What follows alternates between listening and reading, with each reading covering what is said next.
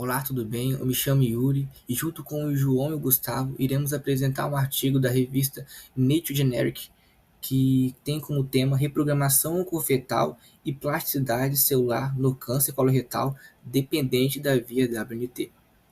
Vamos explorar como a reprogramação oncofertal, que é a reativação de características embrionárias em células tumorais, contribui para a plasticidade celular no câncer coloretal impulsionado pela via WNT, e como isso impacta diretamente a resistência ao tratamento. O câncer coloretal, em sua maioria, é ativado pela via WNT. Por muito tempo, as células tronco tumorais LGR5 positivas foram consideradas as principais responsáveis pela manutenção do tumor e, por isso, alvos de tratamento.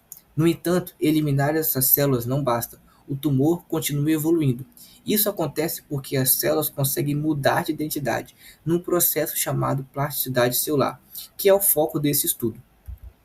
O estudo identificou que as células-troncos tumorais podem regredir a um estado embrionário, o chamado estado oncofetal.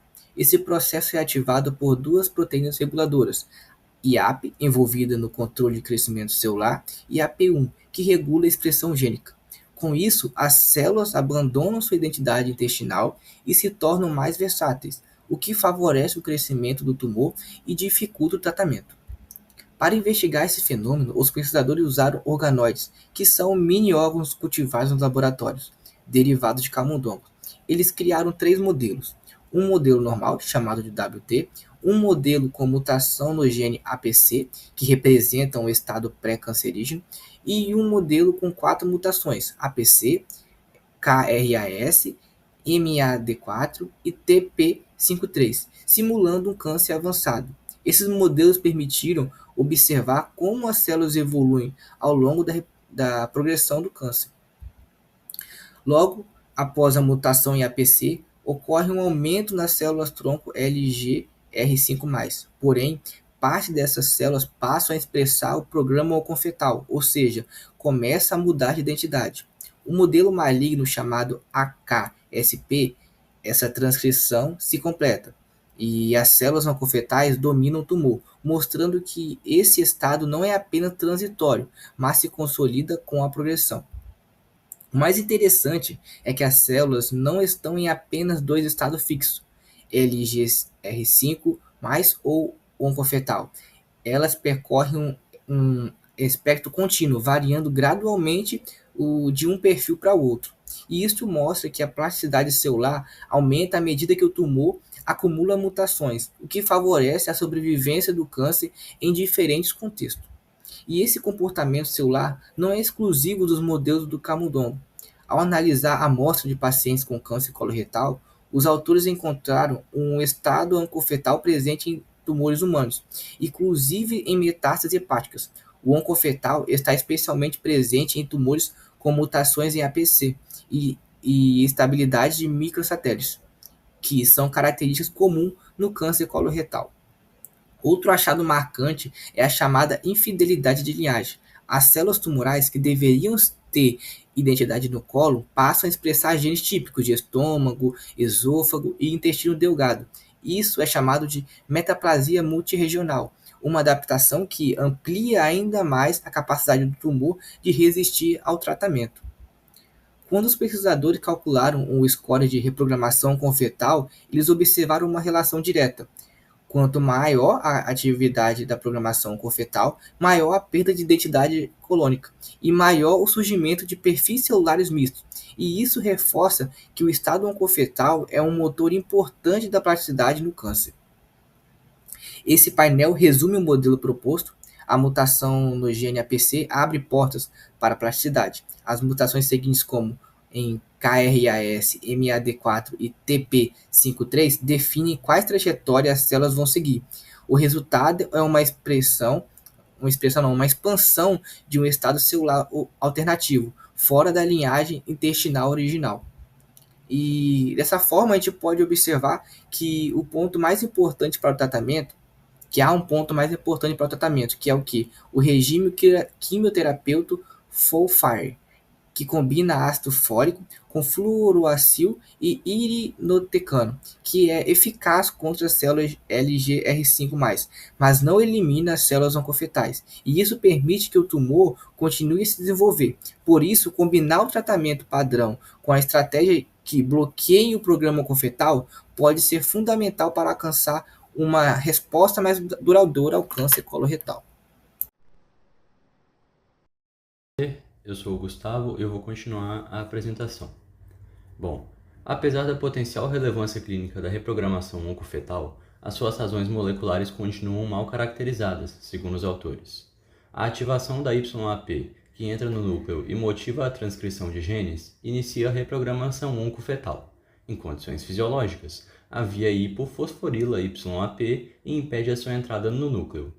Essa via hipo está alterada em tecidos cancerosos e pré-cancerosos e ela está relacionada ao controle da proliferação e à apoptose.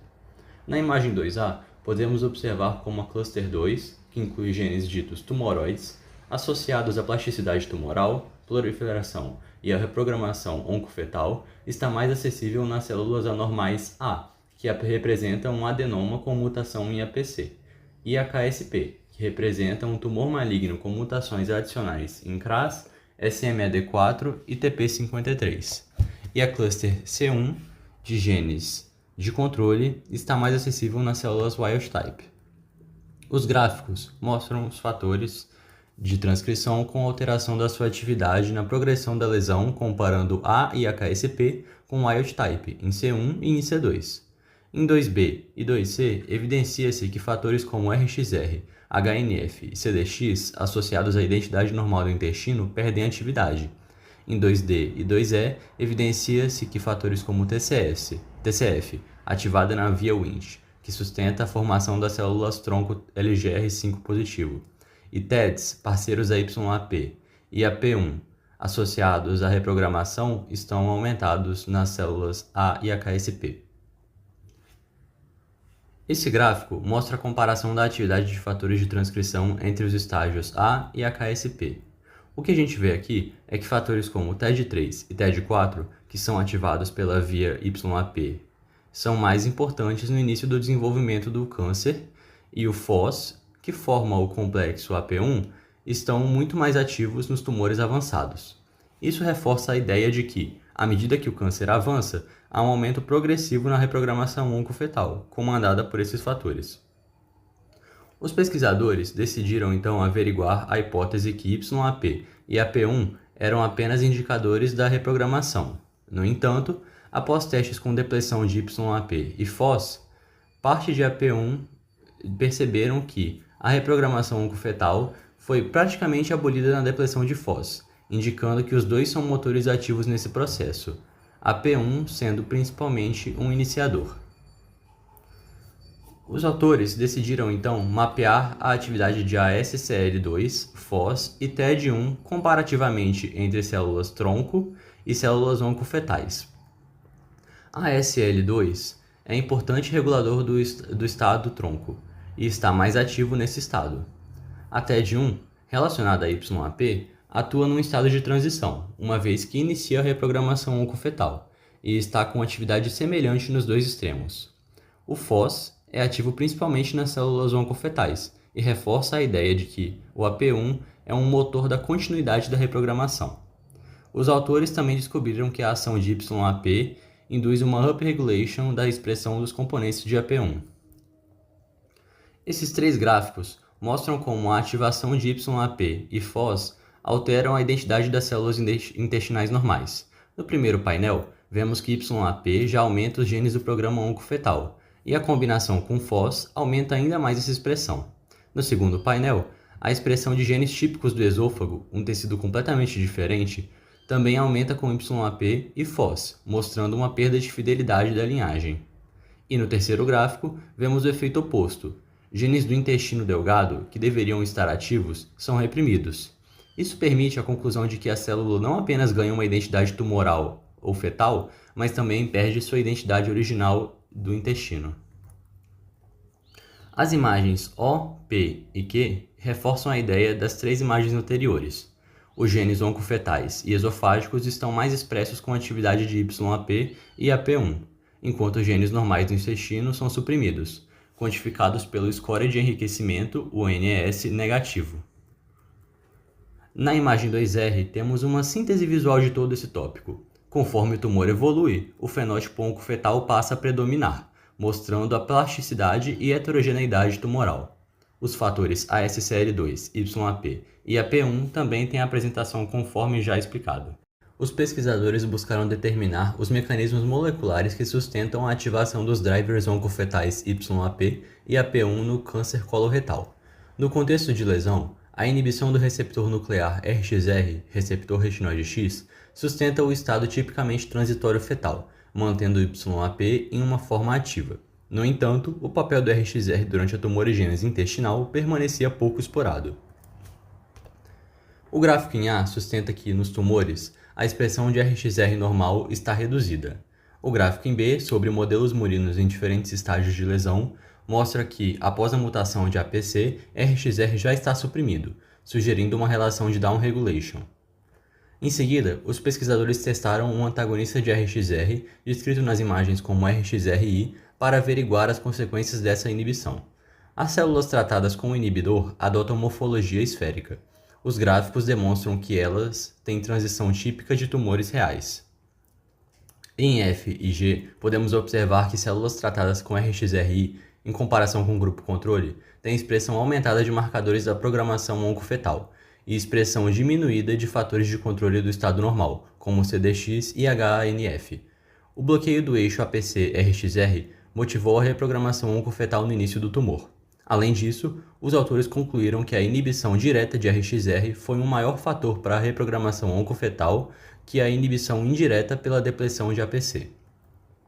Os pesquisadores decidiram então fazer um teste com inibição de RXR em estágios avançados de tumor, com células predominantemente AKSP, e constataram que ela teve pequena importância. Ao se comparar os gráficos J e K, percebemos que em estágios avançados de reprogramação oncofetal de AKSP, a inibição direta do receptor retinoide X por RXRI não causou grandes mudanças, sugerindo que a sua importância é reduzida uma vez que o estado oncofetal já está estabelecido, e que a sua desregulação precoce é suficiente para epigeneticamente reprogramar as células para o estado fetal. Em outro teste, com organoides intestinais inicialmente expostos ao RXRI, eles mantiveram características da reprogramação oncofetal por mais de 5 semanas após a remoção da exposição. Apesar das mudanças transcricionais terem sido amplamente mantidas, apenas uma pequena porção das mudanças de acessibilidade da cromatina persistiu. Notavelmente, as regiões que continuaram mais acessíveis foram as mesmas que estão mais acessíveis nos fenótipos A e AKSP, como mostra a imagem 3N. A análise dessas regiões mostrou um enriquecimento significativo dos motivos de ligação para YAP e AP1, como mostra a imagem O.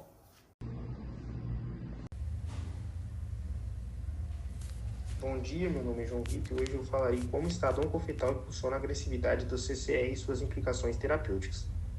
O esquema apresentado na imagem A ilustra a estrutura do repórter fenotípico ONF, que é um programa celular associado à resistência terapêutica do câncer.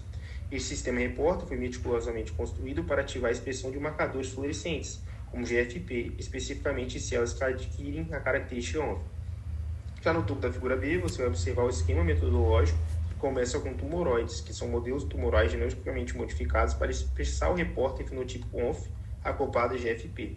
Essas células foram submetidas à separação por citometria de fluxo, onde populações GFP negativas não têm um marcador, e separou os GFP positivas, com alta expressão do marcador. Depois elas foram isoladas para análise.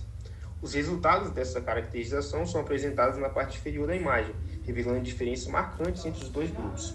A análise demonstra que as células GFP positivas exibem uma ativação de vias associada à plasticidade celular e resistência terapêutica, além de apresentarem redução na expressão de genes típicos de células-tronco canônicas. Foram feitos testes com quimioterápicos e a imagem em si apresenta os resultados que demonstram de maneira clara os efeitos do tratamento com FOLFIRI sobre as subpopulações celulares em tumoroides, utilizando o sistema duplo de repórter fluorescentes, como GFP, marcando o estado ONF, que é o eixo Y, e McCherry identificando células-tronco canônicas, que seria o eixo X. O gráfico de pseudocor revela mudanças dramáticas na composição celular após a quimioterapia. No grupo controle, tratado com DMSO, observa-se uma distribuição basal das populações, com presença equilibrada de células em diferentes estados. Já nos tumoroides expostos, nota-se uma redução acentuada das células-tronco sensíveis ao tratamento, acompanhada por um aumento proporcional nas células GFP+, que seriam as resistentes, e no aparecimento de uma população híbrida, que seria uma mistura das duas. Este padrão evidencia claramente o fenômeno da plasticidade celular em resposta à pressão terapêutica. Em resumo, a imagem D comprova numericamente o que a imagem C sugeria visualmente. A quimioterapia muda o equilíbrio das populações tumorais, enriquecendo células resistentes. Isso explica porque os tumores voltam a crescer. A quimioterapia utilizada muda padrões de expressão gênicas no grupo controle e no grupo tratado. A análise propõe dois grupos principais de genes, os alvos da via WNT e os alvos da via IAP e IAP1. Os resultados mostram que o FOLFIRI provoca uma redução marcante na expressão de genes da via WNT, que explica a diminuição observada nas células-tronco tumorais canônicas. Paralelamente, observa-se um aumento significativo da expressão de genes associadas às vias IAP e IAP1, que estão relacionadas com o processo de resistência terapêutica e plasticidade celular. Genes particularmente importantes para a programação tumoral e metástases, como o PLAUR e MMP3, também apresentam regulação positiva. Bom, para testar a hipótese que a ONF sustenta crescimento mesmo sem LGR5+, desenvolver uma versão do ONF que expressa o receptor da toxina diftérica, permitindo sua ablação seletiva, além de uma versão canônica STAR+, para monitoramento celular. Quando não havia expressão de DTR, o tratamento com toxina diftérica não afetou a viabilidade nem a composição celular dos tumoroides. No entanto, nos modelos com DTR+, as populações-alvo, incluindo células híbridas, foram eficientemente eliminadas após a administração de DT. Esses resultados reforçam a importância das células ONF na sustentação do tumor, especialmente em contextos em que outras vias de resistência, como as dependentes de LGR5, são bloqueadas. Camundongos imunocomprometidos inicialmente permitiram que os tumores atingissem volume relativamente grande antes de administrar DT em dias alternados por 5 dias, como vemos na figura G. Consistente com trabalhos anteriores, a ablação seletiva de células com o programa LGRS mais ativo levou à êxtase tumoral do modelo VASC-PSTAR-DTR, seguida por rápido recrescimento após a cessação do DT. Mais importante ainda, o atrito de células ONF+, interrompeu o crescimento tumoral transitoriamente, mas não foi suficiente para induzir a regressão tumoral. Em contraste, o direcionamento conjunto de ambos os estados celulares resultou na redução do tumor e atrasou significativamente o ressurgimento, como vemos na figura H. É interessante notar que a depressão sustentada de células ONF+, ou STAR+, isoladamente, utilizando o tratamento DT contínuo, não conseguiu manter a êxtase tumoral indefinitivamente, sugerindo que qualquer uma das populações pode alimentar o crescimento tumoral na ausência da outra. No entanto, observamos uma regressão tumoral proeminente no modelo VASC-PONF-DTR/STAR-DTR, que se manteve enquanto o tratamento DT continuou, como vemos na figura J. Já na figura K, foram combinados o FOLFIRI e DT em tumores VASC-PONF-DTR. Embora cada tratamento isoladamente tenha reduzido o crescimento tumoral, sua combinação resultou em uma regressão tumoral duradoura ao longo do período de tratamento. Bom, os resultados apresentados no painéis MAP demonstram os efeitos de diferentes combinações de fármacos na viabilidade de tumoroides derivados de VACs, utilizando mapas de calor para representar graficamente. No painel M, observa-se o efeito de uma dose única de MRTX1133, que reduz a viabilidade celular de forma dependente da concentração, ou seja, quanto maior a dose, menor a sobrevivência. Resultado semelhante é visto no painel com o IAG933, onde uma dose única também diminui a viabilidade. Os painéis M e P exploram combinações desse fármacos com o FOLFIRI, mostrando que a associação entre eles pode ter um efeito sinérgico, levando à redução mais acentuada na viabilidade celular em comparação com o uso isolado. Em particular, a combinação tripla apresenta um resultado marcante, com viabilidade celular caindo para valores entre 7 e 15, indicando potencial ação antitumoral, como é visto no painel P. Já o painel Q complementa esses dados ao apresentar um índice de combinação que quantifica a interação entre os fármacos, além de valores de P calculados por testes estatísticos, confirmando a significância dos resultados. Então, o estudo mostra que o CCR não é governado por um único tipo celular, mas por dois estados interconectados, LGR5+, e ONF, que alteram para escapar de terapias.